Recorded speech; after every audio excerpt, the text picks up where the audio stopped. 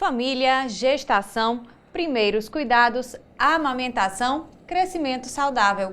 No nosso Desenvolvendo com Afeto de hoje, a gente traz um tema um tanto quanto desafiador para pais e cuidadores. Nós vamos falar sobre o cyberbullying, como evitar, o que fazer nesses casos e também quais as formas de identificação dessa prática que tem atingido muitos jovens, principalmente no início da adolescência. Para a nossa conversa, a gente recebe a psicóloga e psicopedagoga Kelly Novaes. Seja bem-vinda ao nosso espaço e muito obrigada por aceitar o nosso convite. Muito obrigada, Ana, pelo convite. É um prazer estar aqui com vocês, falando sobre essa temática tão importante que é o cyberbullying, né? Que vem crescendo muito ao longo da pandemia, mexendo muito emocionalmente com as crianças e os adolescentes. E a gente sabe o desafio que é para as famílias, para os pais, de enfrentar essa questão do novo, né? Da internet, de como lidar com isso. E hoje a gente vai ter a oportunidade de conversar mais um pouquinho sobre isso. Agora, primeiro passo, o que é o cyberbullying? A gente fala muito do bullying que acontece no ambiente escolar, nos grupos de amigos e tudo, mas o cyberbullying é a mesma coisa, a mesma prática, só que no mundo virtual, não é isso? Pronto. Eu acho que antes de conceituar o que é o cyberbullying, é importante entender o que é o bullying, né? O bullying, ele deriva da palavra bully, em inglês, né, que quer dizer tirano, valentão, aquele que enfrenta, né, que bate de frente e que ele tem a necessidade, né, de questionar o outro, de gerar algum sofrimento emocional nesse próximo. No outro. E se caracteriza como bullying, Ana, quando isso é repetitivo e intencional, né? Então, quando ele tem a intenção de gerar algum desconforto nesse próximo. Né? Já o cyber é a junção, né, da tecnologia com o bullying. Né? Então a gente vê uma série de casos ocorrendo na internet onde são colocadas fotos, né, fotos íntimas, ou determinados comentários, ou fotos que são distorcidas. E a vítima, ela fica muito constrangida, né? Muitas vezes é uma informação que é sigilosa, e que ela não quer que as outras pessoas tenham acesso, então ela demora a pedir ajuda, né? E quando vai para a internet, tem uma questão que é ainda mais grave, porque no contexto escolar, você consegue fazer essa intervenção, você tem um coordenador, você tem um psicólogo escolar, você tem um diretor, é mais rápido essa intervenção. Já no contexto da internet, muitas pessoas têm acesso à informação, e nem sempre você consegue apagar essa informação, né, ou consegue refazer essa informação. Até mesmo, né? conter, né? Dar limite. Fica uma coisa sem limite. Isso. Agora sim, as pessoas tendem a se esconder atrás do celular, de um tablet, de algum equipamento que tenha internet. No entanto, o cyberbullying também é crime, não é isso? E agora sim, a gente está aqui para falar sobre a questão de como a vítima pode se resguardar, como a vítima pode amenizar os transtornos que isso causa. Até porque no início da pandemia as aulas passaram a ser remotas, tudo passou a ser via internet. Então, você acredita que o índice dessa prática aumentou com essa questão da pandemia? Com certeza, Ana. Houve um aumento muito grande do número de casos de cyberbullying, né? Principalmente pela questão do contexto, do acesso à internet. Os jovens ficaram mais tempo em casa, então a forma de se comunicar passou a ser a internet.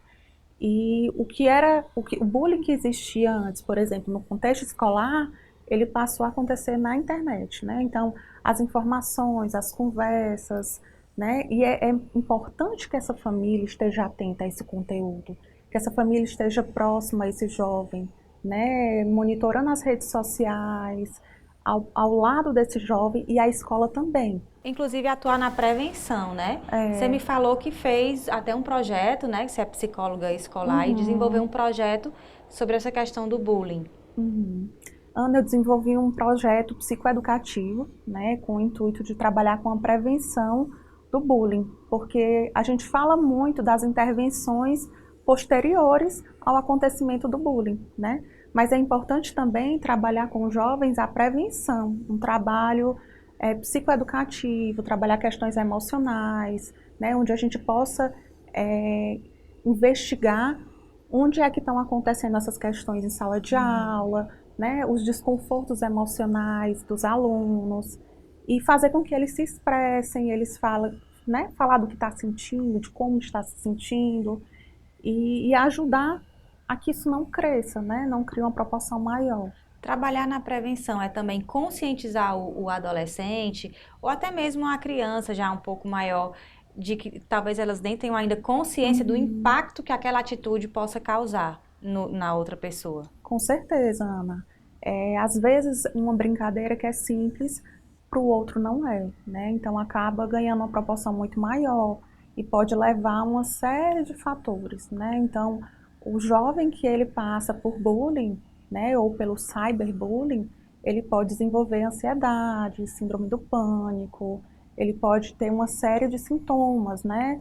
Que é importante que a família fique atenta a esses sintomas, como a ansiedade, o isolamento, a dificuldade de relacionamento com os colegas, a mudança de humor, a questão de problemas com apetite, a perda do apetite, ou também a compulsão alimentar, que é muito comum, né? A tristeza, o choro contínuo, são traços que podem estar relacionados diretamente com o bullying, né? Essa dificuldade de expressar essas emoções, de colocar o que está sentindo. E muitas vezes o jovem não leva a informação justamente com receio, né? Receio de ser julgado pelos amigos ou pela família e acaba sofrendo muito com isso, né? Até que estoure, né? Ganha uma proporção maior.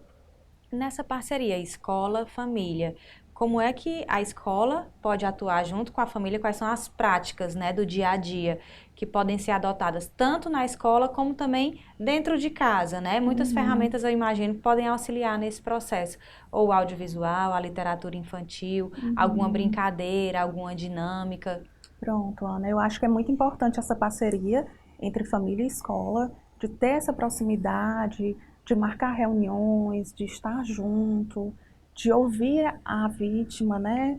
De ouvir o agressor também, porque é muito difícil, às vezes, para a família do agressor reconhecer o fato, né? Então, a escola ela tem esse papel de estar junto, de chegar, de comunicar, de avisar, de fazer uma tomada de consciência, de mostrar a importância, né, da prevenção e também da atuação pós o evento, né? Então você pode estar trabalhando através do lúdico com as crianças, né, com desenhos, com vídeos, com informação em sala de aula, com palestras psicoeducativas, e a conversa, né? O diálogo que é sempre o melhor caminho.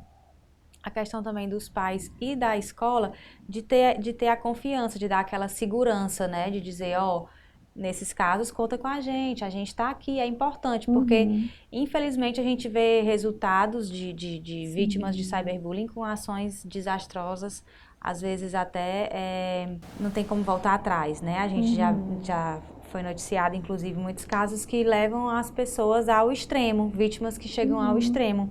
Então é importante atuar na prevenção por isso. Mas e no caso de que o bullying já aconteceu? Como é que Uhum, os pais ou até mesmo a escola pode ajudar os pais a identificar que aquela uhum. criança, aquele adolescente, aquele jovem, ele precisa de apoio? São com esses sintomas, né? A partir do momento que você vê que a criança ou o adolescente ele teve uma mudança de comportamento, que está mais irritado, que vem tendo essa dificuldade em relação ao sono, à alimentação, né? Você começa a A investigar reclusão a também? reclusão, esse isolamento, você começa a investigar, né? E quando necessário, a gente faz o encaminhamento para psicoterapia, né? Para fazer esse acompanhamento, porque, como você falou, Ana, em alguns casos há até o risco do suicídio, né? Então, o jovem ele tem essa dificuldade de expressar o que está sentindo, de colocar o que está sentindo, às vezes tem vergonha, por receio da família, o que é que a família vai achar de determinada informação, às vezes uma foto que vaza, né, um conteúdo que ele não estava preparado para lidar com isso, e acaba procurando um outro caminho, né, o caminho do suicídio. E aí a gente precisa realmente ficar atento e ter esse momento de diálogo, de acolhimento, de escuta, de orientação, né? Algumas vítimas, Ana, chegam até a mudar de cidade, né? Isso mexe tanto, abala tanto com a questão da autoestima, com a questão da autoimagem, que precisa mudar o espaço onde a pessoa está para que ela se sinta mais confortável, né? Se refazer, fazer essa nova vida. Qual é o maior desafio hoje no ambiente escolar? Porque ali, quando você está vendo, como a gente já vinha conversando anteriormente, ali no espaço físico você está vendo e tudo. E quando isso vai para a internet, você já perde um pouco o controle. Mas qual é o maior desafio hoje no ambiente escolar? Onde os jovens estão reunidos, onde começam já aqueles desafios da adolescência. Ana, eu acho que o maior desafio é a questão do respeito, né? De fazer o outro entender a questão da empatia, até onde você pode ir, né? Então, desenvolver essa questão empática, de se colocar no lugar do outro, né? De fazer, não fazer com o outro que não gostaria que fizesse consigo, né? Então, assim, no contexto escolar, a gente vê uma série de questões, né? Tanto da questão do cyberbullying, do tecnológico, né? Onde, por exemplo, antes o recreio ele era presencial, hoje o recreio ele é online, né? Então você vê uma série de trocas de mensagens durante o recreio em que o professor tem que estar de olho e tem que estar administrando também. Então já aconteceu diversas vezes de me chamarem e dizer, olha Kelly, eu preciso de uma intervenção sua aqui no recreio online, porque é importante também o processo de socialização, né? Mas o conteúdo que o aluno ele traz, tanto durante o recreio online, quanto durante a aula, ele precisa ser monitorado, né? Então só basta um clique, uma foto, né? E isso ser postado num grupo de WhatsApp, ou ser distorcido uma determinada apresentação de um colega para gerar um problema ainda maior, Às vezes um né? print, né? Você não está controlando o que está acontecendo, vem outra pessoa e printa ali a tela e você Isso. está ali já exposta. E aí isso mexe muito com o aluno, né? Então a gente tem que ter essa proximidade, fazer esse acolhimento, fazer as intervenções também, né, de tomada de consciência, para que isso não aconteça novamente. E estar junto com essas famílias, orientando as famílias também, né, para que isso não aconteça novamente, né? Antes da pandemia, Ana, eu desenvolvi um projeto anti-bullying, né, com os jovens, trabalhando essa psicoeducação, né, esse movimento com os jovens de conscientização, de estar próximo do outro, de trabalhar essa relação com o outro, se colocar no lugar do outro, entender esses sentimentos, essas emoções e a forma correta de se expressar, né? Porque a partir do momento que você vai para a internet, né, que você lança uma foto, às vezes é um caminho sem volta. Você vai, joga a informação e às vezes você não consegue apagar a informação, né? Então você divulga uma foto num grupo de WhatsApp e os terceiros vão repassando e você pode até chegar no grupo e colocar que a informação é falsa depois, mas Mas não tem mais como conter. Não, não tem como ter controle de onde aquilo foi parar. isso. E aí a repercussão para a vítima, ela é muito grande, né? Assim, eu digo que o bullying ele tem um pilar, né, de 3 pontas. Existe a vítima, o agressor e o espectador, né? E para que haja o agressor, tem que ter o espectador também, né? Você trouxe da questão de sala de aula e o bullying ele só acontece se o agressor ele for confirmado pelos colegas, né? Às vezes aquele bilhetinho que escreve e que passa, que o colega ri, ou aquele comentário maldoso que é feito e o outro colega dá o apoio e ri também, né? Então ele só acontece se ele estiver nessa posição.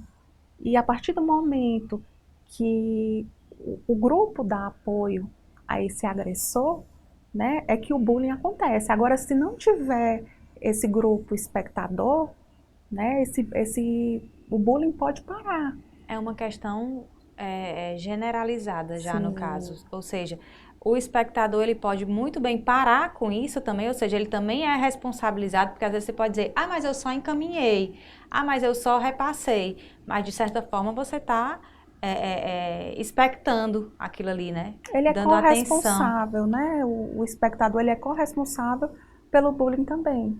Então, se ele não tiver, não foi endossado por esse público, o bullying não vai para frente, né?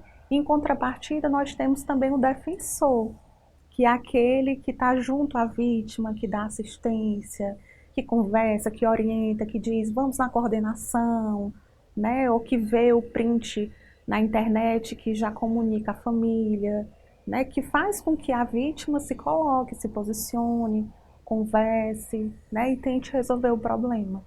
Então, assim, eu acho muito importante a gente estar de olho, né? Então, se você está ao lado de um colega seu e vê alguma questão, interfira, né? Ou não dê vazão para que isso aumente, né? Acolha, converse, oriente, né? Não dê espaço para que isso cresça ainda mais.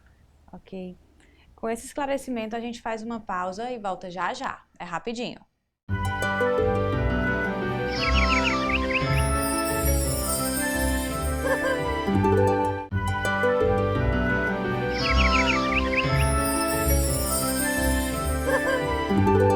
De volta com o nosso Desenvolvendo com Afeto, que hoje traz um tema muito importante, principalmente nos dias atuais, o cyberbullying. E quem conversa com a gente é a Kelly Novaes, psicóloga e psicopedagoga. Kelly, se para um adulto é difícil digerir, aceitar determinados comentários na internet ou até mesmo em público, muitas vezes esses comentários mancham a reputação profissional dos adultos, imagine para uma criança ou um adolescente ainda em formação. Quando é que os pais devem decidir? O meu filho precisa de ajuda por conta desse problema. Os pais precisam intervir de alguma maneira. Ou no caso, como é que ele vai reagir a tudo isso? A gente já falou dos sintomas, do que a criança ou adolescente, da forma que ele pode representar aquele trauma, aquela frustração. Mas e no dia a dia, como é que faz para vencer tudo isso? Esse trauma que pode ficar? Pronto, Ana. Quando isso interfere na rotina do jovem, que ele deixa de fazer algo, é o momento de interferir, né? Por exemplo, ele não quer ir mais para a escola. Ele deixa de fazer algo por conta do julgamento de alguém.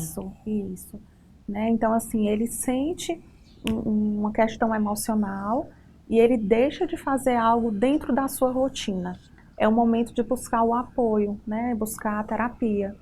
E aí ele vai levar essas questões para a psicoterapia para serem trabalhadas, né? Então, a partir do momento que o jovem ele não consegue mais ir para a escola, ele se recusa a sair, ele fica mais tempo isolado no quarto, ele tem dificuldade de conversar, de expor as suas questões, ele fica mais recluso, mais nas redes sociais, mais fechado.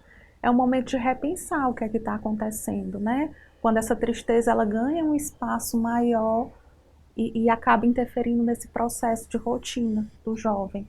E Né? na terapia, o que acontece na terapia para o jovem? A gente também tem que deixar claro, assim, que a vítima não tem culpa, né? A gente não pode culpar a vítima de uma coisa que... Então, na terapia, o que acontece? Como é que se dá esse processo? Ana, depende muito do caso, né? Que tipo de caso, qual é a idade. Então, o tratamento ele vai ser direcionado conforme as questões que o jovem apresenta, né? Mas é muito importante esse trabalho com os pais, de receber a família, de fazer uma escuta, de ouvir esse jovem, entender o que aconteceu, né? De trabalhar a questão da autoimagem, da segurança, de trabalhar um reforço egóico, né, para que ele consiga enfrentar, né, enfrentar o mundo, enfrentar a escola, enfrentar o próprio agressor, né. Eu digo enfrentar não no sentido de bater de frente, mas de se sentir tranquilo frente a esse contexto. Né? E quando, principalmente no ambiente escolar, quando a criança ou o jovem ela é excluída por alguma condição, ou até mesmo depois de um episódio de cyberbullying ou de bullying mesmo, ela é rejeitada, ela é excluída. Ana, nesses casos é importante ter o apoio da coordenação, dos professores, do psicólogo, para fazer um trabalho junto à turma, né, de conversar com esses jovens que estão excluindo essa criança, né, e também de dar segurança a essa criança. Olha, a escola está do seu lado, nós estamos lhe apoiando, vai ficar tudo bem, porque a escola ela tem um papel também de coibir esse tipo de ato, né. Então a escola é responsável por estar junto, tudo que acontece no contexto escolar, o coordenador, o psicólogo, o psicopedagogo, eles estão monitorando e assessorando esse grupo, né? Então, a partir do momento que o jovem ele se sente, ele não se sente bem em sala de aula, tem alguma coisa errada. Precisa ser feita alguma intervenção, né? Então, a conversa, o diálogo, esse estar junto é a melhor solução para o problema. Na sua opinião, qual é o principal desafio para reduzir ou acabar mesmo com o bullying e o cyberbullying? Ana, eu acho que sempre a informação é a melhor resposta, né? Então, a partir do momento que você conversa, que você dialoga com os jovens, que você entende o que é que está acontecendo dentro daquele contexto, né? Você consegue mudar, né? Então, assim, o bullying, ele sempre tem uma razão para acontecer, né? Como o próprio nome diz, né? O bullying, dentro do nome tem o buller, né? Que é aquele tirano que bate de frente, que se coloca de uma forma mais firme. E ele escolhe essa posição porque ele tem algo em troca, né? De aparecer, de ter um lugar especial frente ao De grupo, ser uma referência de coragem para aquela plateia? com certeza. Então, a gente precisa entender as causas que levam esse agressor a ter esse tipo de comportamento, né? E fazer as devidas intervenções para que isso não ocorra, né? Então, fazer um processo de conscientização, conversar bastante, fazer medidas psicoeducativas com palestras, orientações dentro da escola, reforçar o contato com esses jovens, de ter uma presença, uma observação dentro de sala de aula também, né? E voltando à questão para as redes sociais, ter um monitoramento assíduo, né? Então, assim, ver que tipo de informação está indo para a rede, né? Quais são os sites que o jovem acessa, qual é o tipo de conteúdo que ele está colocando na rede, né? Então, às vezes, por exemplo, agora com a pandemia, todo mundo teve acesso a computador, a celular para assistir aula, né? Só que o jovem, ele está mais tempo na rede social e os pais nem sempre conseguem monitorar tudo, né? Então é importante esse processo de chegar, checar o que é que ele está acessando, quais são os pontos, né? E monitorar o que é que está sendo escrito. Agora sim, no caso para os pais, esse monitoramento, eu acho que já tem algumas ferramentas que possibilitam, que facilitam esse Uhum, monitoramento, mas é um ambiente meio que sem controle, né? Você deixa uhum, seu filho com o tablet, com o celular, mas ali ele está assistindo aquele vídeo que é super educativo. De repente vem um anúncio, de repente vem alguma outra coisa que puxa ele para um outro uhum. tema, um outro ambiente. É preciso, então, muita cautela e muita atenção dos pais nesse Sim, aspecto também, né? Esse uso desenfreado da internet também traz grandes consequências. com certeza. E Ana, houve um aumento muito grande do tempo de tela. O jovem ele assiste a aula online e ele estende isso para o uso dele também em casa. Uhum. E ele fica mais exposto, né, à propaganda, a mensagens, a conteúdos que não são interessantes, né, a determinados jogos. Então é um risco muito grande. Por exemplo, há anos atrás houve até um caso da baleia azul, né, Sim, na internet, onde eram dadas uma série de informações de passos em que o jovem tinha que seguir e começavam com passos simples e isso ia avançando até que o jovem cometesse suicídio ou algum ato de um risco de vida muito grande, né? E com essa questão da pandemia, a gente viu uma retomada dessas questões, né? E isso preocupa muito as famílias. Você imagina um filho seu receber uma mensagem fake de uma pessoa que você não conhece, que não sabe quem incentivando ele a cometer um ato que pode levar a perder a vida que ou até assustador, né? alguma consequência maior, né? Então, o monitoramento ele é muito importante nesse sentido. Quando o pai ele está próximo, ele checa as informações, ele entra na rede, ele sabe o que é que o filho está acessando, ele evita que esse tipo de comportamento aconteça. É importante também que esse acesso à tela, né, aos equipamentos tecnológicos, eles sejam feitos de acordo com a capacidade dos pais de monitorar, né? Também é Uhum. preciso regrar, é preciso um limite nisso tudo, né? E hoje em dia já existem plataformas, né? Existe o Google, que já tem uma plataforma voltada para as crianças, o próprio Netflix. Então, os pais eles podem fazer uso dessas ferramentas para evitar que a criança tenha acesso a informações que não são próprias para a idade, né? Então, é uma dica que fica para os pais para ajudar nesse processo de monitoramento. Que vale lembrar que o cérebro da criança ele está absorvendo tudo ali. O Uhum, pai pode não estar olhando, a mãe não está olhando, mas aquilo tudo está sendo, uhum. né, absorvido. E Ana, parece que a criança já nasce mexendo no celular, É né? verdade. Quem não tem um filho, um sobrinho que mexe no celular melhor do que a gente, né? Então, muitas vezes a criança tem acesso a determinados aplicativos, a programas que a família nem sabe. Então, é importante estar junto, sentar junto, ver o conteúdo junto com a criança, né? Para que a criança também se sinta respaldada. O meu pai está ali do meu lado, sentado comigo, vendo que tipo de conteúdo eu estou consumindo, né? E você incentivar positivamente o conteúdo bom. Ai, filho, gostei muito. Esse vídeo é bacana, esse vídeo é legal, né? Da mesma forma que quando ele perceber algo que não é interessante, Ele né, mesmo. bloquear e dizer, olha, esse tipo de conteúdo não é para sua idade, né? Outra coisa que eu acho importante, falando dessa questão, a gente falou da prevenção, também falando dos cuidados, é importante que os pais desenvolvam nos filhos a questão da confiança, de dizer eu tô aqui. Para o que você precisar, você pode contar comigo. Eu acho que isso evita transtornos, né? Muitos transtornos que podem ser causados pelo bullying ou pelo cyberbullying também. Essa relação pai-filho, ela é muito importante, porque a partir do momento que há esse diálogo, facilita muito esse processo. Então, a criança ela se sente à vontade para levar alguma questão para a família, ela se sente mais confortável, ela recebe a orientação correta, né, que é uma das grandes questões. Quando acontece o cyberbullying, geralmente os jovens, eles procuram os amigos, eles procuram a fonte que está ali próximo, né? Então, às vezes, a orientação do pai, de um coordenador, de um psicólogo escolar ou de um psicólogo clínico é a melhor orientação, né? E nem sempre a orientação do colega de turma pode solucionar o problema, né? Então, a busca pela informação de qualidade, a busca pela ajuda, ela é fundamental para solucionar essas questões.